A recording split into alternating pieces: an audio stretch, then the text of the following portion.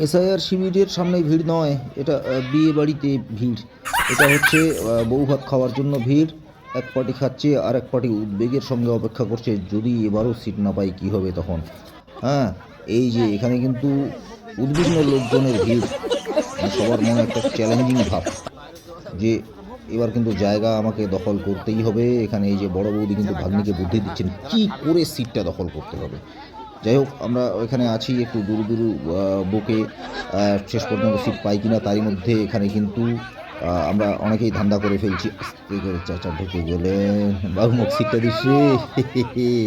Setting হয়ে গেল, আমার তো সেটিং হয়ে গেছে, কিন্তু আপনার।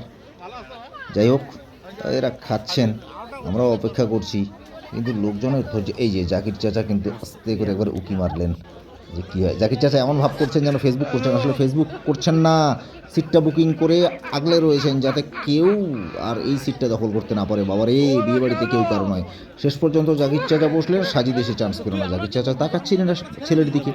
এই হলো পরিস্থিতি। শেষ পর্যন্ত ভিডিও করছি দেখে লজ্জা পেয়ে পালিয়ে গেল। এদিকে বড় বৌদি কিন্তু এখনও পরামর্শ দিয়ে যাচ্ছেন কী করে সিট দখল করতে হবে, ভাগ্নিকে বুদ্ধি দিচ্ছেন সিট কিন্তু ছাড়বি না। ওদিকে সাদের কিচেন পেজের অ্যাডমিন আমার মেজ বৌদি ওদিকে কিন্তু পাবলিককে বোঝাচ্ছেন, মানে অনুরোধ করছেন যে অন্ততপক্ষে আমার পেজটা ফলো করে লাইক কমেন্ট কিন্তু করতে হবে ভাই। শেষ পর্যন্ত এদিকে কিন্তু ঢুকে পড়লেন অ্যাডমিন সাহেবা। আর ওদিকে লোকের খাওয়া হয়নি, সে কিন্তু আর তো ধৈর্যের বাঁধ মানে না গো। শেষ পর্যন্ত ঢুকেই পড়ছে, পেটে তো ছুঁচো ডন মারছে, জায়গা খাই ওদিকে। হ্যাঁ, এদিকে ভিড়, কিন্তু এদিকে লোকের কিন্তু খাওয়া হয়নি এখনও কিন্তু। হ্যাঁ, তাড়াহুড়ো করে চিবাচ্ছেন মামুন বেচারা এখন। মামুন, মামুন লজ্জা পেয়ে গেছে।